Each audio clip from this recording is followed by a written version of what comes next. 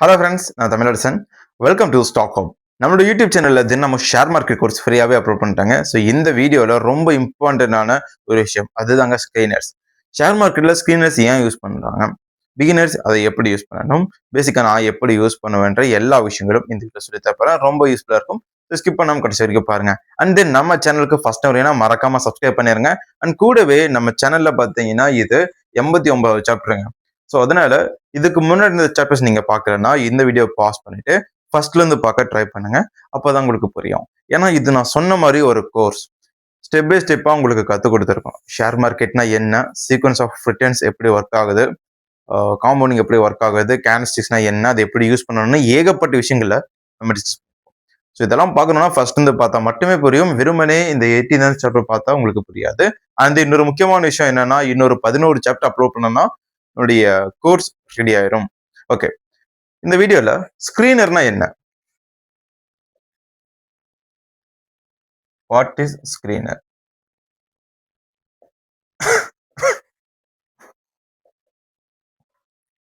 why should use, எதுக்காக use பண்ணணும்,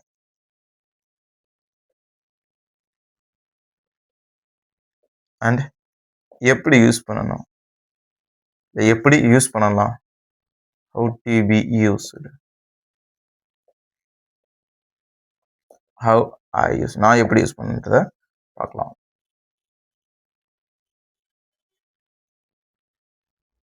okay friends, first screener. Share மார்க்கெட்ல ஒரு நூற்றுக்கணக்கான ஷேர்ஸ் இருக்கு. ஓகேங்களா, சரி, ஆயிரக்கணக்கான ஷேர்ஸ் இருக்கு. ஒவ்வொன்றும் நீங்க வந்து ஃபில்டர் பண்ணியும் அனாலிசிஸ் பண்ணியும் பார்க்கறதுக்கு முடியாது. ஸோ அதுக்காக தான் ஸ்க்ரீனர் இருந்து யூஸ் பண்ணுவாங்க. அதுல உங்களுக்கு எந்த மாதிரி ஃபில்டர் வேணும்னு ஜஸ்ட் நீங்க சூஸ் பண்ணா போதும், அந்த மாதிரியான ஸ்டாக்ஸ் எல்லாம் வந்து நிற்கும். உதாரணத்துக்கு 200 மூவிங் ஆவரேஜ்க்கு மேல போனா நீங்க அந்த மாதிரி ட்ரேட் எடுப்பீங்க. ட்ரெண்ட் மாறுறது தெரியும்னா 200 மூவிங் ஆவரேஜ் பார்த்துக்கலாம். இல்ல moving average cross over 50 and 100 இந்த மாதிரி கோல்டன் கிராஸ் ஓவர் நடக்கிற ஏரியாஸை நீங்க ஃபில்டர் பண்ணி தனியா எடுத்துக்கலாம். அப்புறம் ஹை வால்யூம்ல ட்ரேட் ஆகின ஷேர்ஸை தனியாக ஃபில்டர் பண்ணி எடுத்துக்கலாம். ஆர்எஸ்ஐல 60க்கு மேல ட்ரேட் ஆகிற இல்ல 60 இல்ல 50 உங்களுடைய எந்த வேல்யூ உங்களுக்கு வேணுமோ அதை தாண்டி ட்ரேட் ஆகிற ஷேர்ஸோடைய லிஸ்ட்டை தனியாக எடுத்துக்கலாம். ஸோ இந்த மாதிரி டெய்லியும் உங்களுக்கு ஒரு ஃபில்டர் லிஸ்ட்டை வந்து ஸ்க்ரீனர் மூலமா எடுத்துக்கலாம். ஸோ இப்போ நமக்கு வந்து டைம் மிச்சமாயிடும். அண்ட் தென் அனாலிசிஸ் பண்ணி முடிவு எடுக்கிறதுக்கான இதுவும் நேரமும் நமக்கு போதுமானதும் மாறிடும். ஏன்னா டே டு டே லைஃப்ல ஷேர் மார்க்கெட்ல வர்றவங்க எல்லாருமே அடிஷனல் ஒரு இன்கம் வேணும்னு தான் வராங்க. யாருமே இதுதான் ஃபுல் கெரியர்னு வரதில்லை. ஏன்னா அவங்களுக்கு ஆல்ரெடி ஒரு கரியர் இருக்கு. ஆனா சைடு ஹஸ்டலாவோ இல்ல ஒரு பேஷனாவோ இதை பண்றாங்க. ஸோ இப்படி பண்ணும்போது ஸ்கிரீனர்ஸ் நம்மளுடைய நேரத்தை மிச்சப்படுத்துது. அதை தவிர்த்து எதுக்காக யூஸ் பண்ணணும் அப்படின்னு பார்க்கலாம். இப்போ ஸ்கிரீனர்ஸ் பார்க்கும்போது screener.com வந்து ஒன்று இருக்கு. .com டிக்கர் டேப்,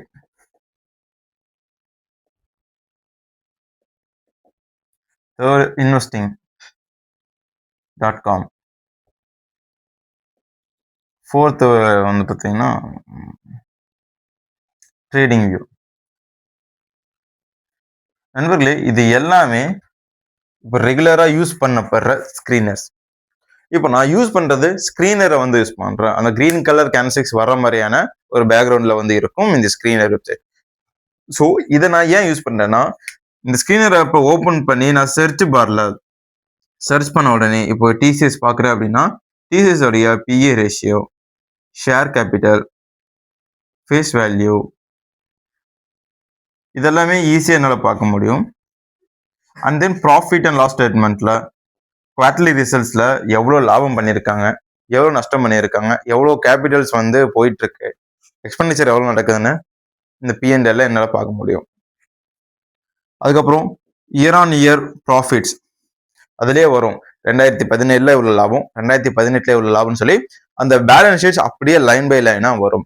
ஸோ இதன் மூலமா என்னால் வந்து ஈஸியா இந்த நிறுவனத்துடைய 10-15 வருஷம் ஏன் ஒட்டுமொத்த ஹிஸ்டரியில இருக்கிற ப்ராஃபிட் அண்ட் லாஸ் ஸ்டேட்மெண்ட்டையும் என்னால் பார்க்க முடியும். ஒவ்வொரு வருஷம் ஏன் இறங்கிருக்கு, எவ்வளோ ஏறி இருக்கு, இதெல்லாமே பார்க்கலாம். அண்ட் தென் ஆப்ரேட்டிங் ப்ராஃபிட் மார்ஜினும் ஈஸியா என்னால் கணிக்க முடியும். ஓகே, நான் ஃபர்ஸ்ட் டிசிஎஸ் பத்தி சொல்லும் போதே பார்த்தீங்கன்னா இந்த பி ரேஷியோ எல்லாம் சொல்லியிருந்தேன், ஷேர் கேபிட்டல் சொல்லியிருந்தேன். கூடவே ஆர்ஓசிஇ, ஆர்ஓஇ இதெல்லாம் return on investment, return on capital expenditure இதெல்லாமே என்னால் வந்து பார்க்க முடியும். அப்புறம் பிஎன்எல், இதுக்கப்புறம் பார்த்தீங்கன்னா பியர் கம்பேரிசன் ஒன்று இருக்கு. டிசிஎஸ் பண்றாங்கன்னா டிசிஎஸ் உடைய போட்டி நிறுவனங்கள் என்னென்ன அப்படின்றது வரும். அது வந்து சின்னதாக பேச இப்போ நம்ம கேட்டோம் அப்படின்னா ஹெச்எல் சொல்லுவோம், டிசிஎஸ்க்கு ஹெச்எல் சொல்லுவோம், அதுக்கப்புறம் இன்ஃபோசிஸ் சொல்லுவோம் இல்லையா. பட் ஷேர் மார்க்கெட்ல பார்த்தீங்கன்னா அந்த தொழில பண்ணக்கூடிய சிறு நிறுவனங்களும் இருக்கும். ஸோ அதையும் வகைப்படுத்தி காமிக்கும். ஸோ அந்த நிறுவனங்களுடைய ஷேர் கேபிட்டல் கம்மியாக தான் இருக்கும். பட் அதாவது மார்க்கெட் கேப் வந்து கம்மியா இருக்கும். பட் அதே நேரத்துல அவங்களுடைய லாப சதவீதம் வந்து உயர்றது இல்ல இறங்குறத வந்து நம்மளால கண் கூட பார்க்க முடியும். இப்போ ஒட்டுமொத்த மார்க்கெட்ல டிசிஎஸ் வந்து 20% லாபம் பண்றாங்கன்னா பெருசு. அதே மாதிரி அந்த நிறுவனங்களுடைய சைஸ் எவ்வளவோ அதை விட அதிகமா பண்ணியிருக்காங்களான்னு நம்மளால ஈஸியா பார்க்க முடியும். ஸோ டே பை டே இந்த மாதிரி பெட்டரான பர்ஃபார்மன்ஸ் காட்டிட்டு இருக்கும்போது கேண்டில்ஸ்டிக் சார்ட்ல பிரேக் அவுட் கொடுத்தது அப்படின்னால நம்ம வந்து பிரேக் அவுட் என்ட்ரி எடுக்கும் வாய்ப்பு இருக்கு. ஸோ இந்த மாதிரி ஸ்கிரீன்ஸை நிறைய இடத்துல யூஸ் பண்ணலாம். அப்புறம் வேற எந்த வகையில் யூஸ் பண்ணலாம்? இதெல்லாமே ஃபண்டமெண்டல்ஸ்ல யூஸ் பண்ணக்கூடியது. அப்புறம் ரிப்போர்ட்ஸ் எடுக்கிறதுக்காக யூஸ் பண்ணிக்கலாம். ரிப்போர்ட்ஸ்னா இந்த quarterly results, annual general meeting, board meeting, இந்த மூணையும் நம்மளால எடுத்துக்க முடியும். எஸ், அது மட்டும் இல்லாம கிரெடிட் ஸ்கோர்னு ஒரு சர்டிபிகேட் இருக்கும். அதாவது கம்பெனி ஒவ்வொரு தடவையும் அப்டேட் பண்ணிட்டே இருக்கும். இதை வந்து கிரிசில் கொடுப்பாங்க, இல்ல கேர் கொடுப்பாங்க. இந்த மாதிரியான நிறுவனங்கள் கிரெடிட் ரேட்டிங் வந்து கொடுப்பாங்க.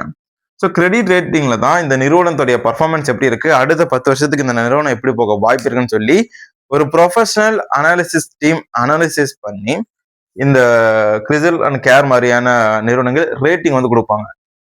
A plus B plus B minus இந்த மாதிரியான ரேட்டிங்ஸ். ஸோ இந்த மாதிரி ஏ பிளஸ்ல வரும்போது அந்த நிறுவனத்துல மற்றவங்க எல்லாரும் முதலீடு பண்ணலான்ற மாதிரியான ஒரு சிக்னல். ஸோ ஃபர்ஸ்ட் இந்த மாதிரி ரேட்டிங்ஸ் நம்ம பார்க்கலாம். போர்ட் மீட்டிங்ல எடுக்கக்கூடிய முடிவுகள் எப்படி இருந்திருக்கு, எந்த மாதிரி நடந்துச்சு அப்படிங்கிற பிடிஎஃப் ஃபைல் நமக்கு வரும். அந்த பிடிஎஃப் ஃபைல நம்ம சாட் ஜிபிடில போட்டாலே நமக்கு அது வந்து ஃபில்டர் பண்ணி கொடுத்துரும், இந்த மாதிரி முக்கியமான நிகழ்வுகள் எடுத்திருக்காங்கன்னு. ஆனுவல் ரிப்போர்ட்டும் அந்த மாதிரி தான். அடுத்த ஒரு 10 வருஷத்துக்கு அவங்க என்ன பண்ண போறாங்கன்ற விஷன் இருக்கா இல்லையன்றது அதை பார்த்தா தெரிஞ்சிடும். நீங்க இருக்க 200 பேஜை பார்க்கணுன்ற அவசியம் கிடையாது. டைம் இருந்தா பாருங்க, இல்லைன்னா அதை ஒரு ஏஐ பிளாட்ஃபார்ம்ல போட்டு சம்மரைஸ் பண்ணி எடுக்க சொல்லுங்க, எடுத்து கொடுத்துரும். குவார்டர்லி ரிசல்ட்ஸ் இது ரொம்ப ரொம்ப முக்கியம். இதை நீங்க பார்த்தாதான் நீங்க அடுத்த ட்ரேட் ஷேர் மார்க்கெட்ல நிலைச்சு அந்த நிறுவனம் இருக்குமா இல்ல எந்த மாதிரி ட்ரேட் வந்து நம்ம எடுக்கலான்ற ஒரு முடிவு கிடைக்கும். How I use it?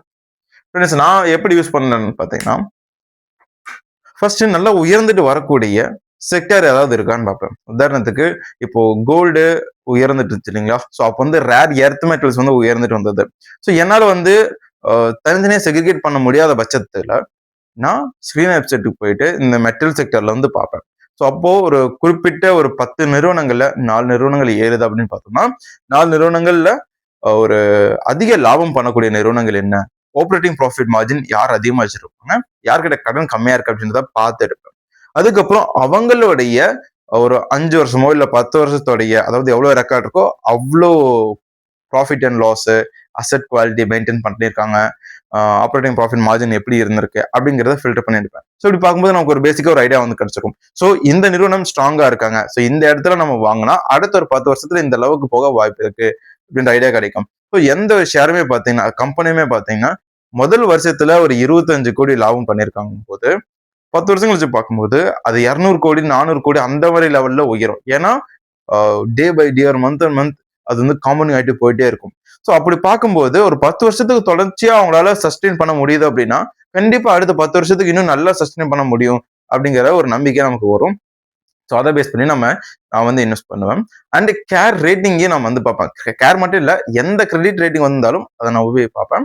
அதை எடுத்து சம்மரைஸ் பண்ணி பார்க்கும்போது நமக்கு அதுல இருக்க டீட்டெயில்ஸ் ஈஸியாகவே புரியும். ஸோ இந்த மாதிரி தான் நான் வந்து பண்றேன். அதே நேரத்தில் பிஇ ரேஷியோ என்னை பொறுத்த வரைக்கும் ஒரு 25க்கு மேல உயர்ற மாதிரி இருக்கணும். 30க்கு மேல இருந்தாலும் ஓகே தான். அதே நேரத்தில் நான் எந்த நிறுவனங்கள் தொடர்ச்சியா வந்து நஷ்டம் பண்ணிட்டு இருக்கோ திடீர்னு லாபம் வந்துச்சு அப்படின்னா அதை நான் வந்து ஃபோக்கஸ் பண்ணுவேன். அதுக்கு நான் பேசிக்கா யூஸ் பண்றது நியூஸ் தான்.